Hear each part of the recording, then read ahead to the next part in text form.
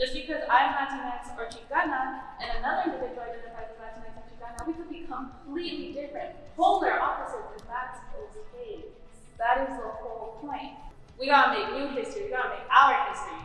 Because it's great to have that as a reference, but what are we gonna do next? And these questions could lead us that way. So if that's a good plan and people agree with it, and the head people, I forgot what they're called, I think that would be a good way to spend our hour or 2 hours.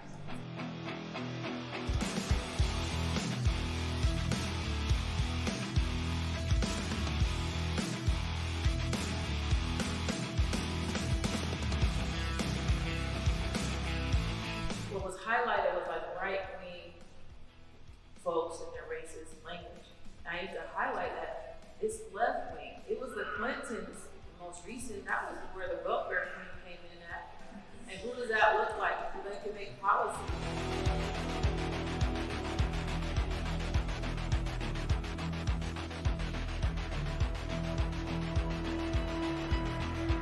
This messaging is also to move people, right? That if people are hearing, people who don't typically hear a narrative like this where there's like a clear enemy, there's like a clear cause, and race is explicit, that we're also sort of pushing people along to be more open to more explicit race conversations that are explicit about race in the way that the race used to divide us. And for me, I think about my parents who are like African immigrants. Often, like they don't have a super coherent national narrative about how to think about American politics. They have sort of siloed issues, and so like I think my mom's like a Bernie person, but also kind of likes what Mike Huckabee has to say, and then like she moves around like a lot. And I think this is the type of messaging that if they hear over and over again, they kind of like are able to put all the puzzle pieces together.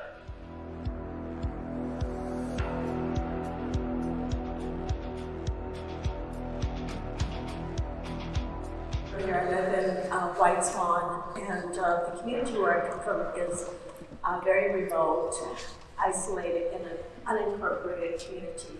However, there's a very significant number of tribal people that live in the community of White Swan. And one of the issues that have been discussed about resources, particularly for that community, is that fact that the community lacks those resources. What happens around here is there'll be a partnership built with King County and Yakama County because of the people who are the poor people in those counties, and those resources, again, don't necessarily come to the communities. They go to the city of Yakama, or they go to the city of Seattle. So it's important for us to be aware of what goes on when those resources become available, however they become available, whether it's through federal resources, state, or local resources as well.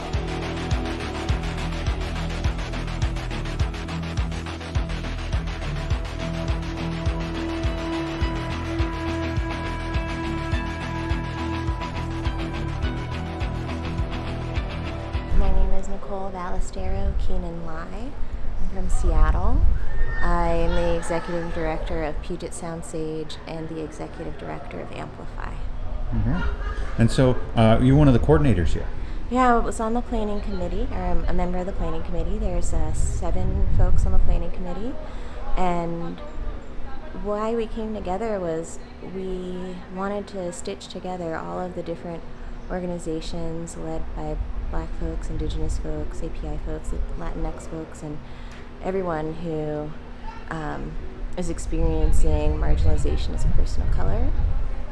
And we wanted to know what everyone's working on, what we share in common, what we can do to build a better future, and to gain some knowledge about kind of the updated context of our increasingly difficult world to live in. There's so many ways that I'm thankful for this. Last night, when I went outside, the moon was so big and so red.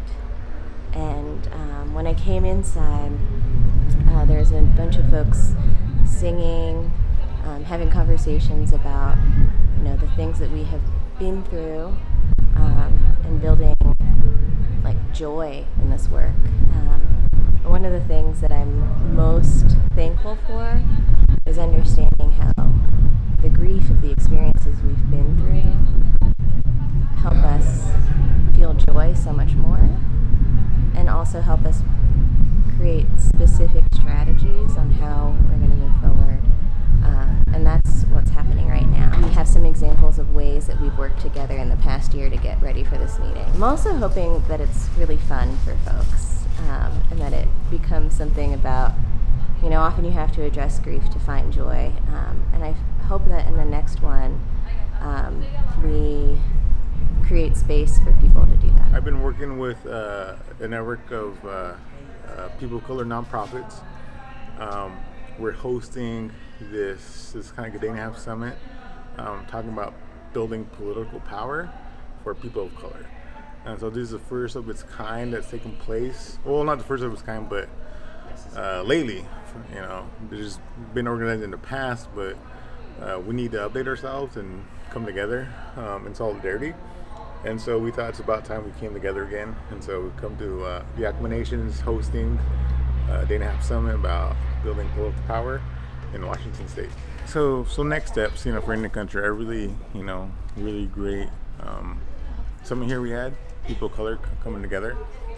So next steps for Indian country is have our own summit, power building summit in the Northwest. So we have a lot of great leadership in the Northwest, tribal elected leaders, community organizers, grassroots leaders.